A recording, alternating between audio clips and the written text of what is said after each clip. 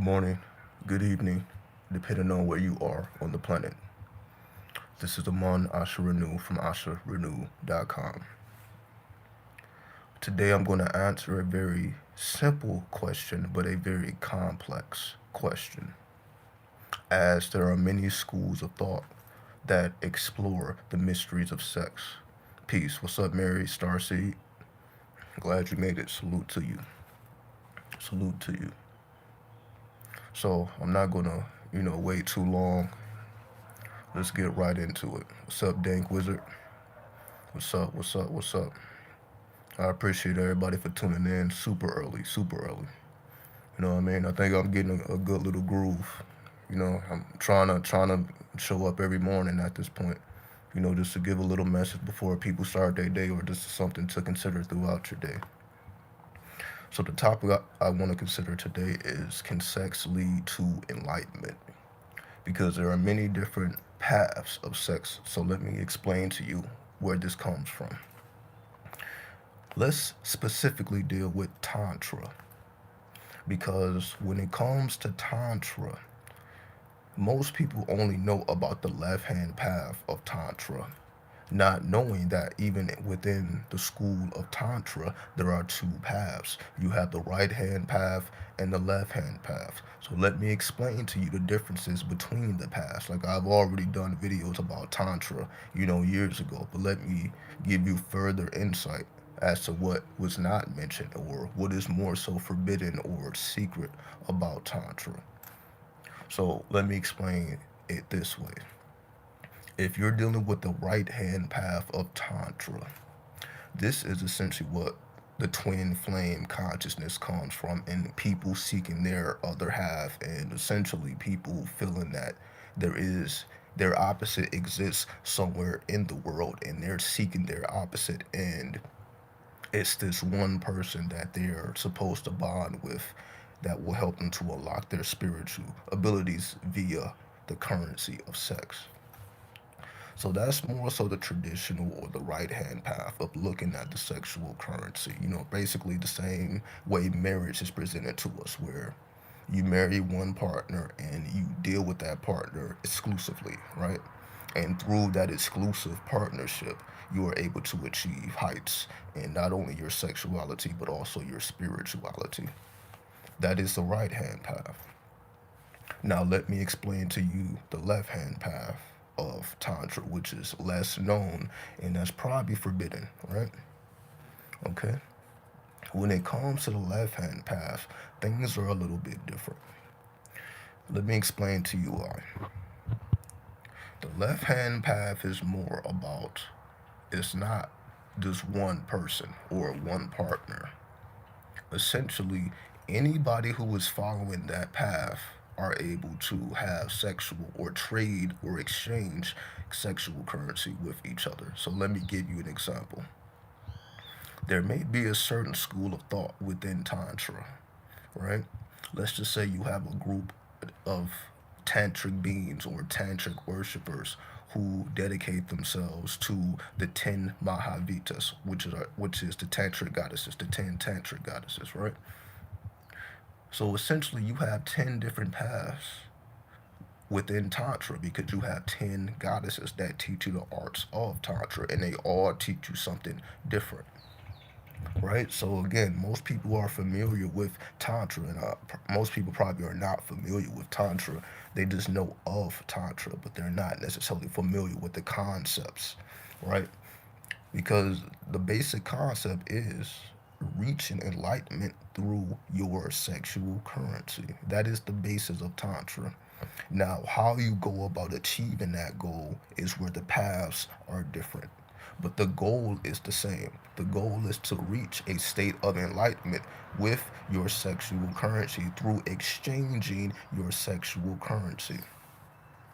This is further highlighted in the eighth house of astrology, because we know the eighth house of astrology deals with a person's sexuality. The seventh house is more so your one on one interactions, your partnerships, your relationships. But when it comes to your sexual currency and circulating your sexual currency, that is the eighth house. Grand Rising, Natasha. right? That is your sexual currency. That is the eighth house. So you explore the mysteries of your eighth house when you want to unlock the secrets of your sexuality. Let's take this a step further.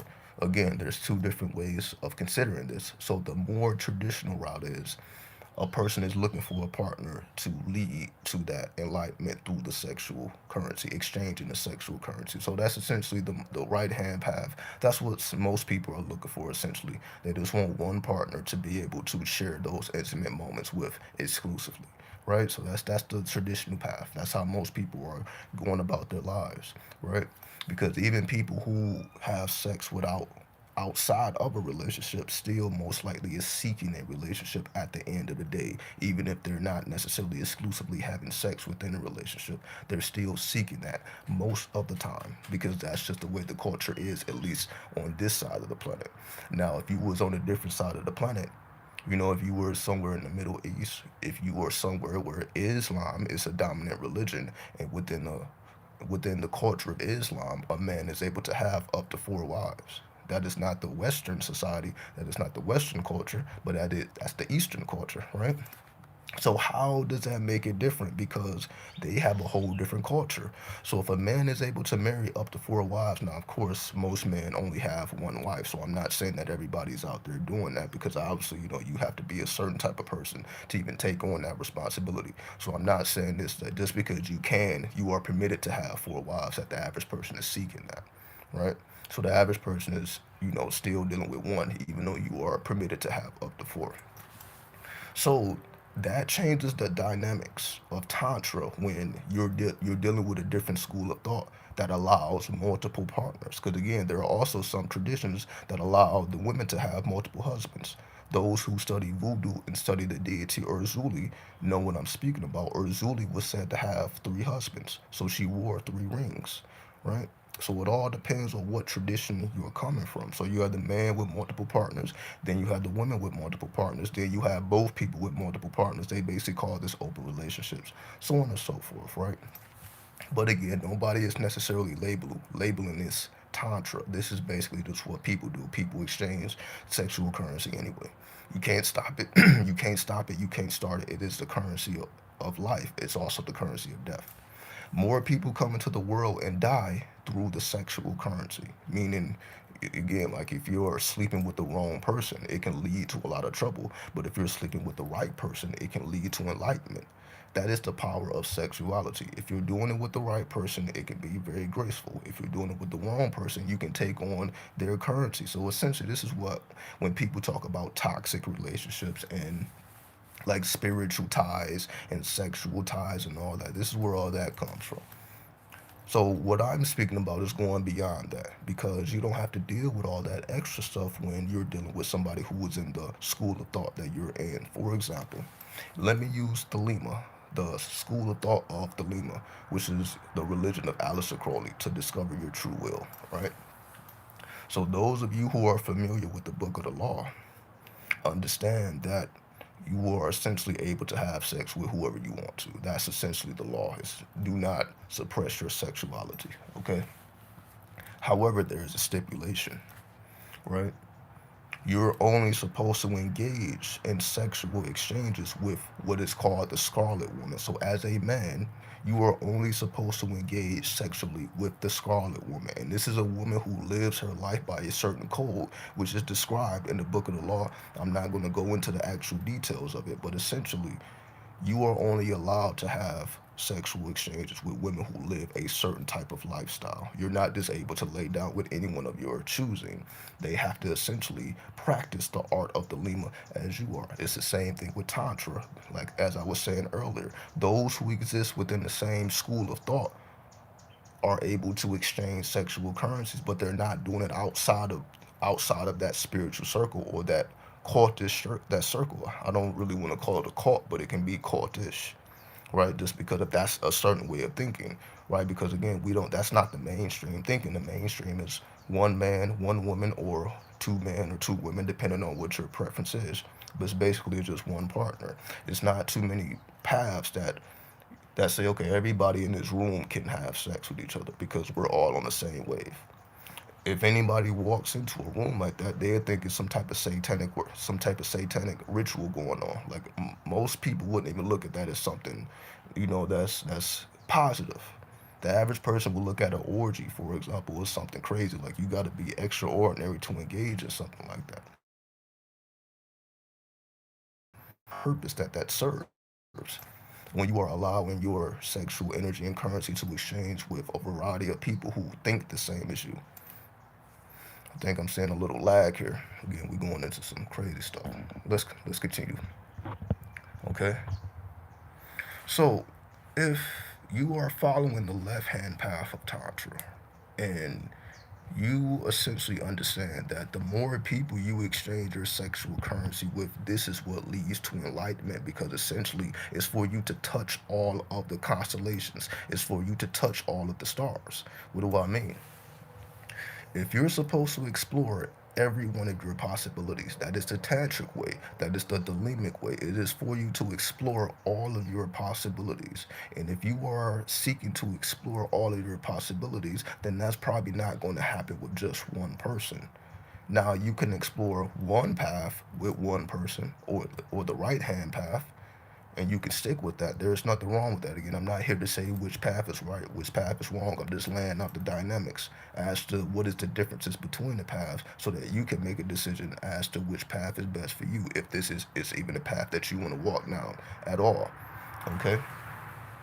Which again leads back to the initial question: can sex lead to sexual enlightenment? And the answer is yes, if it is done within a spiritual context. So the same way marriage is sacred, the same way, or the same um, plateau or platform, or basically, people put marriage on a pedestal. The same pedestal that you put marriage on, if you put yourself on that same pedestal within the tantric realm, essentially there's an advantage and there's a disadvantage.